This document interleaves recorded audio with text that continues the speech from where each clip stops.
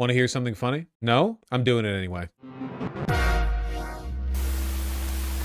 After Barry Weiss desperately intervened at the last possible moment to prevent the 60 Minutes documentary on CCOT over there in El Salvador from airing, like, remember, very last second, she was like, no, this isn't fair enough to the Trump administration, and blacked the broadcast.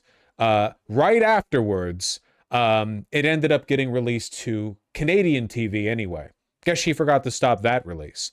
And then, after axing that one, they just put it on YouTube. Instantly, the full 60 Minutes documentary that Barry Weiss desperately wanted to keep from the public, that the Trump administration intervened through her to stop, it made its way online. And of course, they're playing the copyright hammer game everywhere now, but you can watch it on archive if you want to. I can't, it's incredibly funny that Barry Weiss would ensure basically like the worst case scenario, which is the documentary does get released, so now we can compare it against whatever edited version she wants to put out later, but also it's done in an incredibly loud fashion with her attempting to censor it and then it getting like slipping through to Canada, whatever else. Oh my God. I saw the whole thing on Twitter, by the way. Yeah, but your boomer parents aren't seeing it this way. That's true. However, your boomer parents who watch 60 Minutes already hate Trump. I think what makes this special is the fact that now a 60 Minutes segment has escaped into the broader consciousness and is now of the, it's of interest to people who would otherwise not really care about 60 Minute segments. 60 Minutes has always been the best part of CBS. It's honestly, I kind of resent the fact that I can't look at 60 Minute segments on stream because they're copyrighted. They're in the Content ID system, but they're usually a very good watch. Yeah, it's actual journalism, you know? Funny snippets in the New York Times. A viewpoint found little sympathy within 60 Minutes. The show's staff and correspondents convened for a somber Monday afternoon meeting. Scott Pelley expressed frustration at Miss Weiss's handling of the situation and raised questions about her management style. He asked why she had weighed in at the last minute after not attending 5 screenings of the segment as it was being completed. It's not a part-time job, Mr. Pelley said, according to 4 people familiar with the discussion who requested anonymity to describe a private exchange. 4 people, by the way. Like, every person in this staff meeting, as soon as they were done listening to Weiss, was like, New York Times? New York Times, I want to snitch. I have negative things to say about my boss, Barry Weiss, the Zionist, billionaire stooge, freak, piece of shit, monster, demon woman, who I'm going to be mean about for a moment, if I may. In addition to being very stupid, and this is something that's known about her, here are some miscellaneous body-shaming tweets that I enjoyed earlier today, okay? I'm like a sommelier. We're sampling them, right? We're just sort of, we're feasting a little bit on our dislike. Here's the statue that Barry Weiss commissioned of herself outside the fake university that she created to teach people how to be right-wing grifters. That's real, by the way. And then there's Barry Weiss on the right. So, you know, you can see a similarity. There's the glasses, though. That's one difference. Let me see. Hold on. Wasn't there another where she just looked truly uncanny, like really, really odd in the Zoom meeting? Yes! In the editorial call that we're learning about right here in this excerpt from the New York Times, here is a screenshot that one very vindictive CBS employee must have taken of what Barry Weiss looked like on Zoom. I just think it's funny. Is it unfair? Yes. Is it funny? Yes. The evil is shaping her, for sure, 100%. As she looks normal, you don't have enough hatred in your heart. I have lots of hatred in my heart for Barry Weiss. I despise her, and so does everyone at CBS.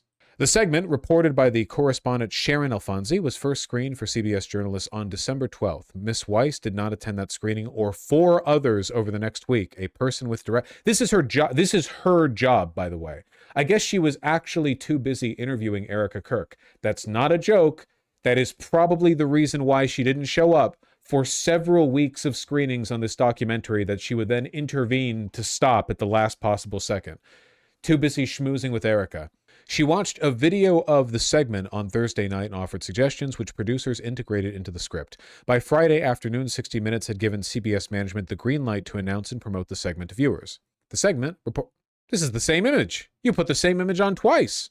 Then, around midnight at the end of Friday, less than 48 hours before the segment was set to air, Miss Weiss weighed in again, this time with more substantial requests. She asked producers to add a last-minute interview with Stephen Miller, the White House Deputy Chief of Staff, a relatively straightforward task for a print journalist who needs to only make a phone call, but a logistically difficult one in TV news, where a camera and lighting crew is often required. Which makes sense, right?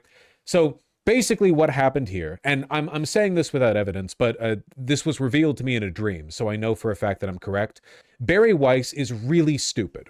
So she saw this segment, and she gave some minor suggestions, but then she was like, okay, this one is good, right? Then word from other people within CBS reached the Trump administration. And the Trump administration said, holy shit, we don't like that at all. We think that this is slanderous, you know? We want massive changes. And they directly contacted Bari Weiss, their agent, their deep state plant, who said, oh, okay, 1 second. And she ran over to make these requests, you know? Essentially state media. Ellison's perhaps? Yeah, perhaps. Why do conservatives hate doing their job? I guess that's just a property of being a grifter, right? Passion and drive usually have to come from a place of sincerity. I think it's pretty difficult to be a grifter and also be super passionate about your job. There are people who are really committed to the work of lying, but I think that, like, especially in the position of somebody like Bari Weiss, who's so out of her depth, you know?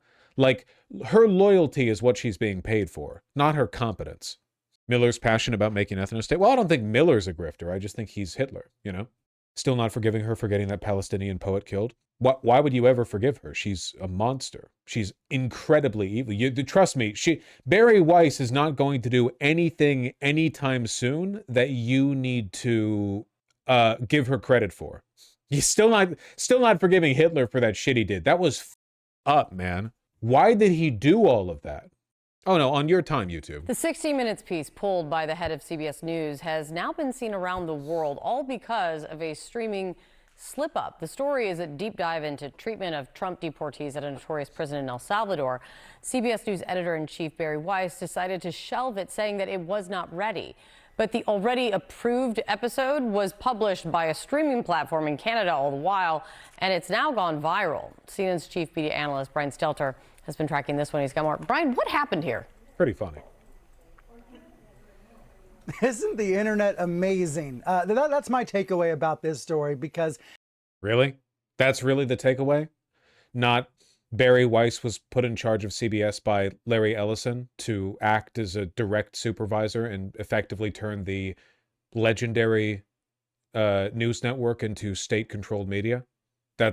This video clip has spread all across the internet. It's on sites like Reddit and Blue Sky and X and even YouTube, although CBS has been trying to get it taken down. What happened is that it's actually pretty common in television. When a piece is taped, when a show is taped ahead of time, it gets transmitted, it gets delivered to various computer servers. In this case, the finished episode on Friday was delivered... Just really getting back to the basics with this one, huh? I guess to accommodate the knowledge of the average person who still watches cable news, or I guess it's not cable news, you know, CNN, whatever. So when you record a news segment, it goes to a computer, but it can actually go to multiple computers at the same time. To a Canadian TV network called Global TV, because Global TV has the rights to air 60 Minutes in Canada. So the episode was done, as we talked about. People inside CBS thought it was ready to go. So it was delivered to Global TV, and then it popped up on Global TV's streaming app, I think probably automatically and inadvertently on Monday. Some smart Canadian viewers noticed this on the app. They started recording it off their TV sets, and boom, now the thing is viral, and now the whole world's able to see what all the fuss is about. And when you do watch it, and again, these are bootlegged copies, but when you do watch the report, you see it's a pretty common, pretty ordinary 60 Minutes investigation. It is notable that several of these detainees are interviewed describing torturous conditions at the prison in El Salvador. And I want to make sure we continue to center those perspectives, because that was the point of the report in the first place. Here's what one of those deportees said to correspondent Sharon Alfonsi, quote, "The torture was never ending, interminable. There was blood everywhere, screams, people crying. people who couldn't take it and were urinating or vomiting on themselves.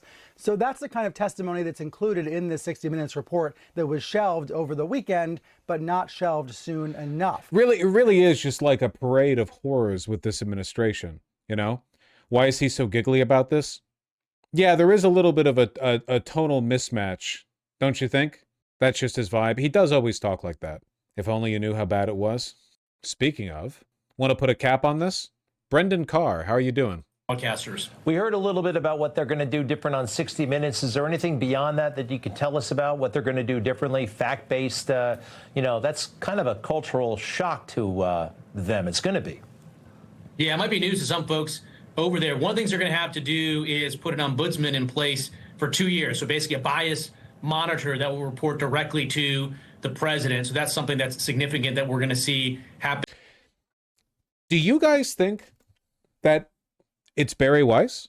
What does that mean? This is an older clip. If I remember, it's actually a decent amount older, like a few months older, where after Trump filed a lawsuit against CBS, and Trump claimed that they had effectively like misrepresented an interview of Kamala Harris because they edited it, but they didn't edit it. But CBS ended up settling the lawsuit anyway because CBS's parent company really wants the Trump administration to approve a merger. So in response to the alleged bias from CBS in that interview, the Trump administration effectively argued, we want to put a state ombudsman, like somebody who can supervise CBS for bias, in charge of the place. Do you think it was Barry Weiss?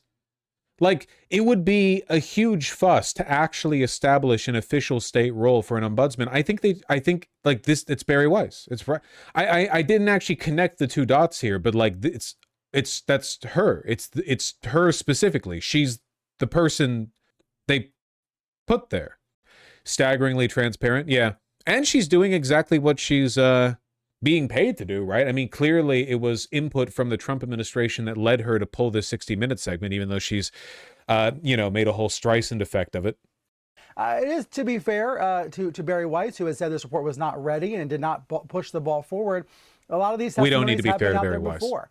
People can look at the Human Rights Watch report that was released in November. The New York Times, CNN, and other outlets have reported on these testimonies. The notable part about 60 Minutes, though, was that these interviews were on camera, on the record, part of a taped piece that was going to be seen by more than 10 million people, since 60 Minutes is the most watched news magazine in the country. So that's really at the crux of the dispute now, and we don't know if CBS is going to go forward and actually broadcast this officially. But thanks to the stream, it's out there now, Kate. Are you hearing anything from CBS just about kind of this development?